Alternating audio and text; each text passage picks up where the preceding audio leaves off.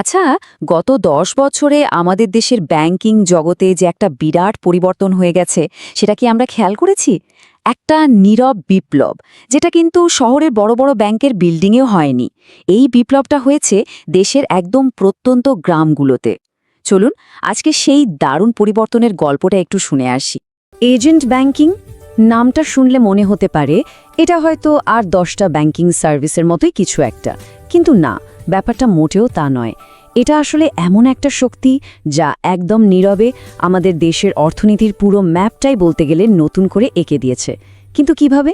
চলুন সেটাই একটু ভেঙে বলি। এই বিপ্লবের সবচেয়ে বড় সাফল্যটা কি জানেন? এটা ব্যাংকিং সেবাটা ঠিক সেই মানুষগুলোর ঘরের দরজায় পৌঁছে দিয়েছে যারা এতদিন ধরে পুরো আর্থিক সিস্টেমের বাইরে ছিলেন। মানে এখন দেশের সবচেয়ে দূরের গ্রামগুলোতেও ব্যাংক আছে, তবে হ্যাঁ, শাখাগুলো দেখতে একটু অন্যরকম। আর এর ফল কি হয়েছে শুনলে অবাক হতে হয়। এই এজেন্ট ব্যাংকিংয়ের মাধ্যমে নতুন ব্যাংক অ্যাকাউন্ট খোলা হয়েছে 2.5 কোটিরও বেশি। ভাবা যায়? এখন প্রশ্ন হলো, এত বড় একটা পরিবর্তন আসলো কিভাবে, আর কারা খুলল এই কোটি কোটি অ্যাকাউন্ট? আর এখানেই কিন্তু আসল চমকটা। এই যে 2.5 কোটি নতুন অ্যাকাউন্ট, এর মধ্যে অর্ধেকেরও বেশি, মানে প্রায় 52%ই নারীদের নামে। একবার ভাবুন তো, এটা তো শুধু একটা সংখ্যা না, এটা গ্রামের নারীদের অর্থনৈতিকভাবে স্বাবলম্বী হওয়ার দিকে একটা বিরাট বড় পদক্ষেপ। কিন্তু একটা প্রশ্ন আসতেই পারে, তাই না? দেশে তো হাজার হাজার ব্যাংকের শাখা আছেই, তাহলে আবার নতুন করে এই এজেন্ট ব্যাংকিং সিস্টেমের দরকারটা পড়ল কেন? এর উত্তরটা পেতে হলে আমাদের একটু পুরনো কিছু সমস্যার দিকে তাকাতে হবে। দেখুন, একটা সাধারণ ব্যাংকের শাখা খুলতে কিন্তু অনেক খরচ।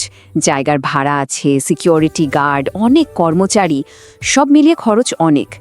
এই কারণেই ব্যাংকগুলোর জন্য গ্রামে গিয়ে একটা শাখা খোলা লাভজনক ছিল না। আর ফলাফল, দেশের বিশাল একটা অংশের মানুষ যারা গ্রামে থাকে, তারা ব্যাংকিং সেবার বাইরেই থেকে যাচ্ছিল।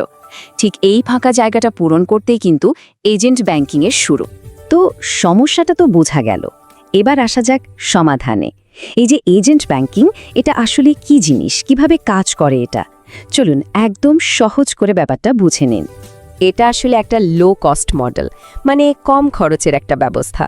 এখানে ব্যাংকগুলো নিজেরা বিশাল বিল্ডিং ভাড়া করে শাখা খোলে না, তার বদলে তারা এলাকারই কোনো পরিচিত বিশ্বস্ত দোকানদার বা উদ্যোক্তাকে তাদের প্রতিনিধি বা এজেন্ট হিসেবে নিয়োগ দেয়। এই এজেন্টই তখন একটা কমিশনের বিনিময়ে সাধারণ মানুষের কাছে ব্যাংকের সব সেবা পৌঁছে দেন। আমাদের দেশে এই সিস্টেমের যাত্রা শুরু হয় 2013 সালে। ইউএনডিপির একটা সহায়তা ছিল এতে। আর প্রথম পরীক্ষামূলকভাবে কাজটা শুরু করে ব্যাংক এশিয়া। এরপর বাংলাদেশ ব্যাংক যখন একটা আনুষ্ঠানিক নীতিমালা তৈরি করে দিল, তার কিছুদিন পরেই 2014 সালের 17 জানুয়ারি মুন্সিগঞ্জে দেশের প্রথম এজেন্ট আউটলেটটা চালু হয়ে গেল। আর এই সিস্টেমে অ্যাকাউন্ট খোলার নিয়মকানুনও কিন্তু একদম সহজ।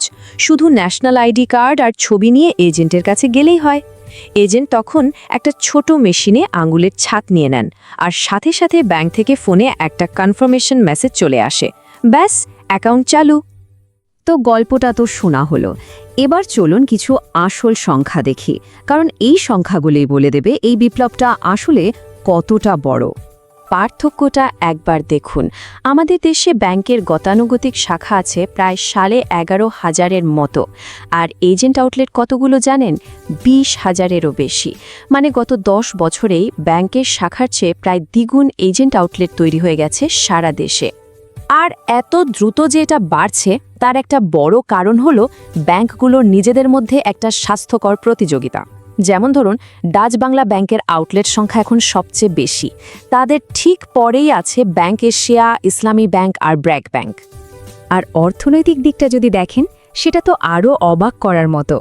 এই এজেন্ট ব্যাংকিংয়ে এ পর্যন্ত প্রায় 47,760 কোটি টাকা জমা পড়েছে। আর সবচেয়ে বড় কথা হলো, এই বিপুল পরিমাণ টাকার 83% এসেছে গ্রামের মানুষের কাছ থেকে। এটা কিন্তু শুধু একটা ডেটা নয়, এটা আমাদের গ্রামীণ অর্থনৈতিক কতটা জেগে উঠছে তার একটা প্রমাণ। আর এই অর্জনকে কিন্তু বাংলাদেশ ব্যাংকও স্বীকৃতি দিয়েছে। তাদের মুখপাত্র আরিফ হোসেন খান বলেছেন যে এটা আসলে একটা বিপ্লব, যেটা দেশের একদম প্রত্যন্ত অঞ্চলের পরিবারগুলোকেও মূলধারার অর্থনৈতিক সিস্টেমের সাথে জুড়ে দিয়েছে। আচ্ছা, সবই তো ভালো, কিন্তু স্বাভাবিকভাবেই কয়েকটা প্রশ্ন মাথায় আসতে পারে, যেমন এই সিস্টেমটা কি নিরাপদ, বা এখানে আর কি কি সুবিধা পাওয়া যায়। চলুন এই সাধারণ প্রশ্নগুলোর উত্তরই এবার একটু খুঁজে দেখি। সবচেয়ে বড় যে চিন্তাটা মাথায় আসে তা হলো এলাকার একজন দোকানদার বা এজেন্টের কাছে টাকা জমা রাখাটা কি আদৌ নিরাপদ? এজেন্ট যদি টাকা নিয়ে উধাও হয়ে যায় তাহলে কি হবে? উত্তর হলো হ্যাঁ, এটা একদমই নিরাপদ। এর কয়েকটা কারণ আছে। প্রথমত, প্রত্যেকটা লেনদেনের জন্য আঙুলের ছাপ বা বায়োমেট্রিক লাগে। দ্বিতীয়ত, টাকাটা কিন্তু এজেন্টের হাতে থাকে না, এটার সাথে সাথে সরাসরি ব্যাংকের মূল অ্যাকাউন্টে জমা হয়ে যায়। আর সবচেয়ে বড় ভরসার জায়গা হলো কোনো সমস্যা হলে এর পুরো দায়ভার কিন্তু মূল ব্যাংকের, তারাই টাকা ফেরত দিতে বাধ্য। আর পুরো সিস্টেমটাই বাংলাদেশ ব্যাংক নিজে মনিটর করে। আচ্ছা, এখানে আর কি কি সার্ভিস পাওয়া যায়? শুধু যে টাকা জমা রাখা বা তোলা যায় তা না, বিদেশ থেকে পাঠানো রেমিটেন্সের টাকা তোলা যায়, কারেন্ট বিল, পানির বিল দেওয়া যায়, দেশের এক প্রান্ত থেকে আরেক প্রান্তে টাকা পাঠানো যায়, এমনকি মাস শেষে বেতন বা সরকারের বিভিন্ন ভাতাও এখান থেকে নেওয়া যায়। সব মিলিয়ে এজেন্ট ব্যাংকিং যে আমাদের দেশের আর্থিক খাতে একটা নীরব বিপ্লব এনেছে তাতে কোনো সন্দেহ নেই। এটা শুধু গ্রাম আর শহরের দূরত্বই কমায়নি, কোটি কোটি মানুষকে প্রথমবারের মতো আধুনিক অর্থনীতির সাথে যুক্ত করেছে। এখন সবচেয়ে বড় প্রশ্নটা হলো, এই বিপ্লবের গতি যদি এভাবেই চলতে থাকে তাহলে ভাবুন তো, আগামী 10 বছরে আমাদের গ্রামের অর্থনীতির চেহারাটা কোথায় গিয়ে দাঁড়াবে? উত্তরটা হয়তো আমাদের সবার কল্পনাকেও ছাড়িয়ে যেতে পারে।